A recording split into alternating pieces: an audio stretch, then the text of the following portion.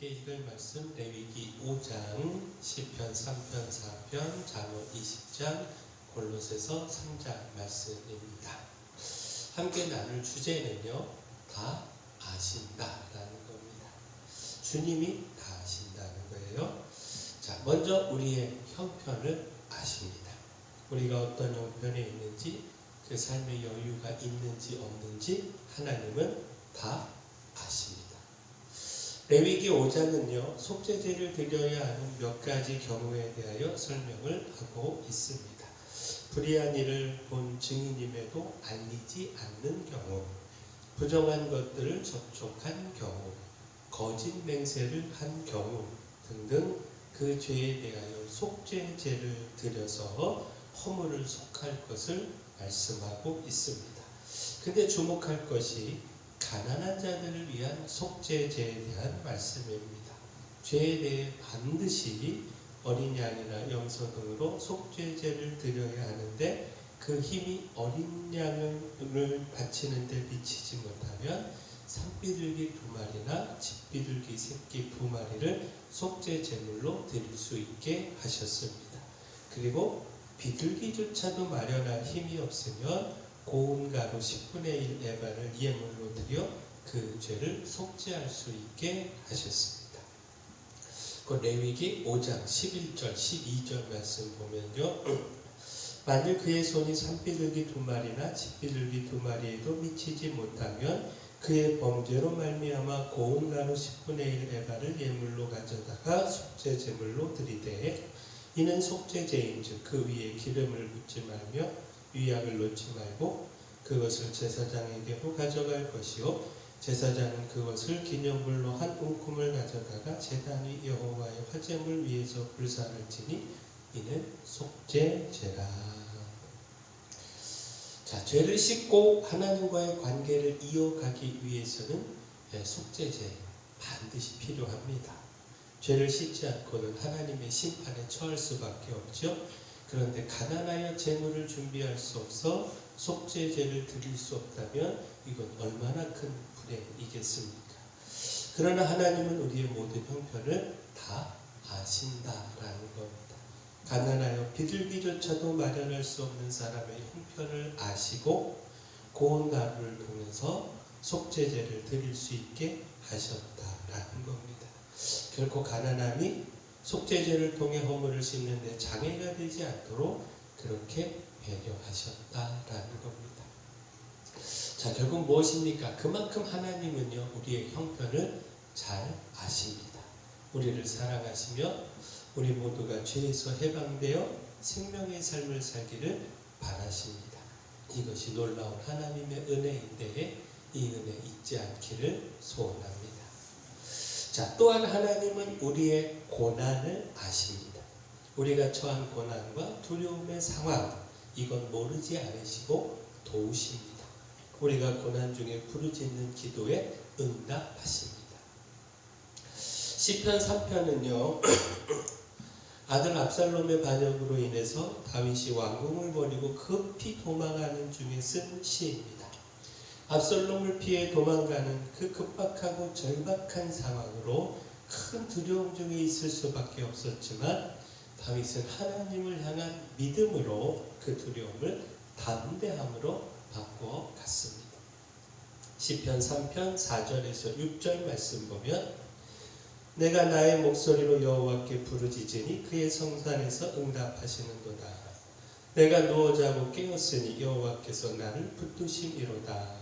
천만인이 나를 애워싸 진친다 하여도 나는 두려워하지 아니하리이다.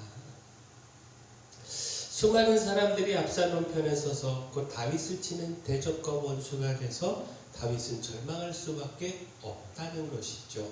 그러나 다윗은 하나님께 드린 기도와 그 응답의 확신으로 두려움을 평안으로, 절망을 소망으로 바꿔갔는데 천만인이 애워싸 진친다 해도 두렵지 않다는 겁니다. 그만큼 하나님의 도우심을 확신한다라는 겁니다. 무엇보다 하나님의 붙드시고 지키심을 확신하기에 편히 자고 깰 수 있다라는 겁니다. 두려움 중에서는 당연히 편히 잠잘 수 없지요.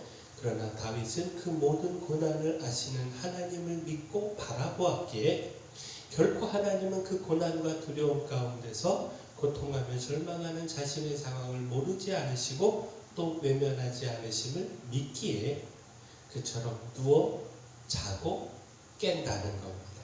편안히 잠을 자고 일어난다는 겁니다. 자, 결국 무엇입니까? 하나님은 우리의 고난을 모르지 않으십니다. 우리의 부르짖는 기도를 주의 성산에서 다 듣고 계십니다.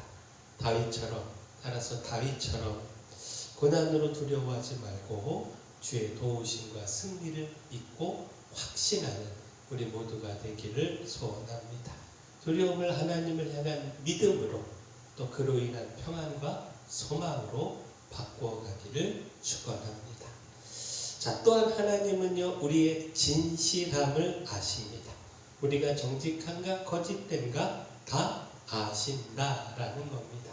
따라서 그 하나님을 속이려고 하는 어리석은 생각은 버리고 진실함으로 서야 합니다. 무엇보다 우리의 형편, 고난, 두려움 모두 알고 은혜 베푸시는 하나님, 그 하나님 앞에 더욱 진실해야 합니다. 그 잠언 20장은요 하나님을 속일 수 없음을 깨닫게 합니다. 하나님 앞에 진실할 때 하나님께서 그 진실을 아시고 갚아주신다는 사실을 배우게 합니다. 그 잠언 20장 6절 말씀 보시면 많은 사람이 각자 자기의 인자함을 자랑하라니 충성된 자를 누가 만날 수 있으랴. 자, 사람들은 스스로를 믿을 수 있다라고 말하나 그 말을 모두 신뢰할 수 있는 것은 아니다라는 겁니다. 진정한 평가는 사람의 말이 아니라 하나님의 말씀과 뜻에 비추어 내릴 수 있다라는 겁니다. 따라서 진정한 평가는 하나님께 있는데 따라서 또한 하나님만이 그 사람의 진실함을 아시고 바르게 평가하신다라고 하는 것, 이것을 깨닫게 합니다. 잠언 20장 10절 말씀 보면 한결같지 않은 저울 추와 한결되지 않은 되는 다 여호와께서 미워하시느니라. 자, 앞서 읽은 23절도 말씀 보시면 한결같지 않은 저울추는 여호와께서 미워하시는 것이요 속이는 저울은 좋지 못한 것이니라. 자, 거짓과 속임수를 하나님께서 다 아신다는 말씀입니다. 그 거짓과 속임수로 결코 하나님을 속일 수 없다라는 겁니다. 따라서 하나님 앞에서 진실해야 함을 가르쳐 주고 있습니다. 어리석게 거짓과 속임수로 이득을 얻고 욕심을 차리려고 하지 말고 오히려 진실하게 우리의 형편을 하나님께 아뢰고 은혜와 도움을 구해야 한다라는 겁니다. 곧 우리의 거짓과 속임수를 아시는 하나님은 우리의 진실함도 아시고 또한 그 진실함을 보시고 은혜를 베풀어 주십니다. 따라서 다음의 구절이 도전이 되는데 잠언 20장 22절 말씀, 너는 악을 갚겠다 말하지 말고 여호와를 기다리라. 그가 너를 구원하시리라. 하나님을 믿고 하나님 앞에 진실하면, 진실함으로 하나님의 구원을 기다리면 그러면 된다라는 겁니다. 그러면 우리의 진실함을 아시는 하나님께서 반드시 구원하신다라는 겁니다. 자, 마지막 하나님은 우리의 충성을 아십니다. 말씀을 따라 신실함으로 본을 보이며 충성하는 삶, 하나님께서 결코 모르지 않으시고 따라서 우리가 더욱 충성하는 삶 살아가야 합니다. 골로새서 3장 22절에서 24절 말씀 보면 종들아 모든 일에 육신의 상전들에게 순종하되 사람을 기쁘게 하는 자와 같이 눈가림만 하지 말고 오직 주를 두려워하여 성실한 마음으로 하라. 무슨 일을 하든지 마음을 다하여 주께 하듯 하고 사람에게 하듯 하지 말라. 이는 기업의 상을 주께 받을 줄 아나니 너희는 주 그리스도를 섬기느니라. 아멘. 자, 믿음을 가진 종들에게 주고 있는 가르침입니다. 육신의 상전들에게 신실함으로 순종하고 충성하라 라는 가르침인데 결코 눈가림으로 하지 말고 마음을 다해 죽게 하듯 주인을 섬기라는 겁니다. 이것이 하나님의 나라를 유업으로 받은 믿음의 사람들이 살아가야 하는 바른 삶의 모습이다라는 겁니다. 자, 결국 무엇입니까? 이 종들에 대한 가르침은 우리가 이 세상을 살아가며 남다르고 모범된 삶으로 우리 이웃들을 진실함으로 섬겨야 한다라고 하는 것, 이것 가르쳐 주고 있는 것이죠. 또한 이것은 우리가 하나님의 종으로서 하나님께 충성해야 함도 가르쳐 주고 있습니다.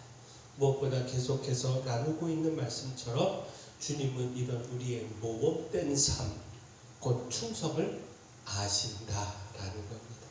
우리가 흉내만 내는지 아니면 신실함으로 충성의 삶을 살아가는지 다 아신다라는 겁니다. 따라서 거짓 없는 진실함으로 섬기고 충성해야 합니다. 자, 하나님은요, 우리의 삶의 형편도 처한 고난과 두려움의 상황도 다 아십니다. 다 아시기에 우리의 형편에 은혜를 주시고 우리의 기도에 응답하십니다. 따라서 모든 것을 아시는 하나님께 그 모든 삶을 믿음으로 맡기고 진실하게 살아야 합니다. 말씀을 따라 신실함으로 본을 보이며 충성의 삶을 살아가야 합니다. 바라긴 우리가 이렇게 살아가기를 소원합니다. 사랑의 주 하나님, 하나님께서 저희의 삶의 형편과 처한 모든 고난을 아심을 기억하고 두려움이 아니라 믿음으로 기도하며 맡기는 삶을 살기를 소망합니다. 거짓과 속임으로 헛된 욕심을 얻고자 하는 어리석은 생각을 버리게 하시고 언제나 하나님 앞에 서 있음을 기억하며 진실하게 살아가게 하여 주시옵소서. 눈가림으로 흉내내는 삶이 아니라 신실함으로 본이 되는 삶을 살게 하여 주시옵소서. 교회 내 연약한 모든 분들, 주님의 기적이 필요한 분들, 주님의 권능의 손으로 안수하시고 치료하여 주시옵소서. 소망성전으로 이전도 함께해 주심 있습니다. 내일 이사하는데 아무 사고 없이 안전하게 이사하게 하여 주시고 또 수고하고 충성하는 모든 분들 기억하셔서 복을 내려 주시옵소서. 또 이사한 모든 물품들 정돈하고 또 4월 14일 하나님 앞에 영광 올려드리며 이사 감사 및 봉헌 예배 하나님 앞에 올려드리게 하여 주시옵소서. 모든 것 주님께 맡기오고 예수님 이름으로 기도합니다.